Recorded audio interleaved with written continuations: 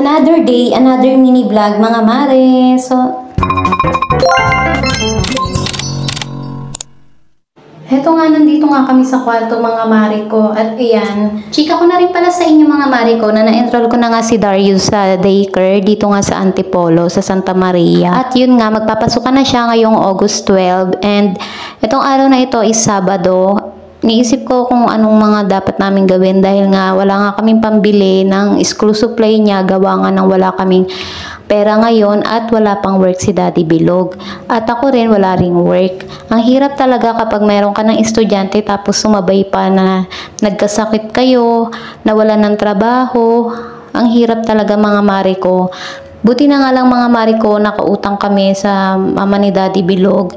Sila lang talaga yung malalapitan namin. Kaya thankful talaga ako mga mare ko dahil ito na nga, meron kaming mabibili na school supplies ni Darius ngayong pasukan. Dito na nga pala kami sa Lamart mga mare ko. Ang una nga namin pinuntahan dito ay mga uniform. At ito, nakita ko na nga mga mare ko dito yung mga uniform ng panlalaki. Grabe, ganito pala ka-excite kapag namimili ka na ng uniform ng anak mo.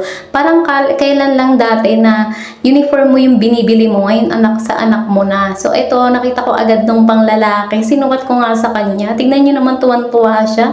Ayan nga, ngiting-ngiti nga ang Baby Darius yung mga mare ko. Sobrang nagustuhan niya itong uniform.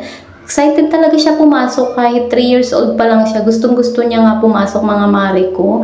Naalala ko nga ng mga nakaraan mga mare ko ay umiiyak nga siya dahil gusto nga rin niya mag-school.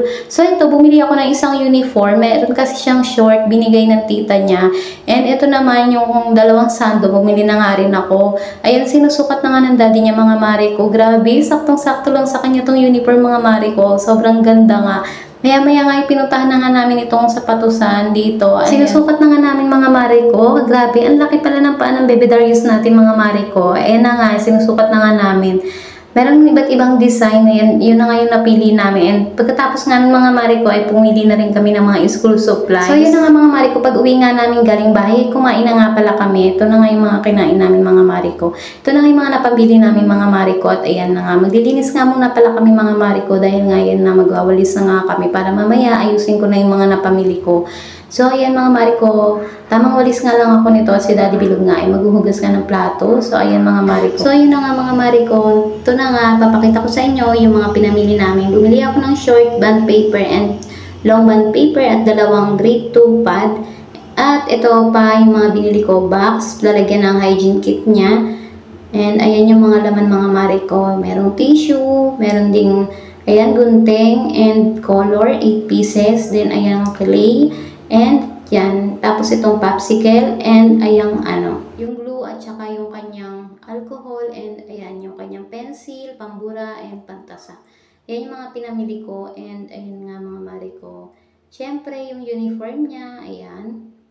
Diba? Ang cute ng uniform niya mga mare ko. Saktong-sakto nga lang yan sa kanya. At ito naman, excited kasi siyang tignan lahat to kanina. Kaya ayan, yung cartolina medyo nalukot-lukot na ni Darius. Ito nga yung kanyang sapatos mga mare ko. Saktong-sakto nga lang yan sa kanya.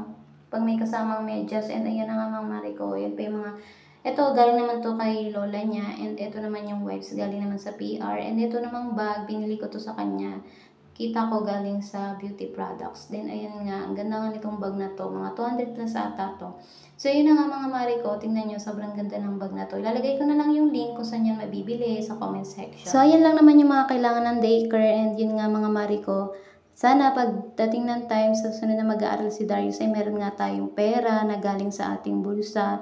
So, ngayon, thankful talaga ako dahil meron kaming nalalapitan lalo na ngayon sa panahon ng problema, ayan, nawalan ng trabaho, nawalan kami ng matitirhan at walang-wala kaming pang-budget. Nandyan yung parents ni Daddy Bilog. Thankful talaga ako. Hanggang dito lang muna. Salamat sa panonood!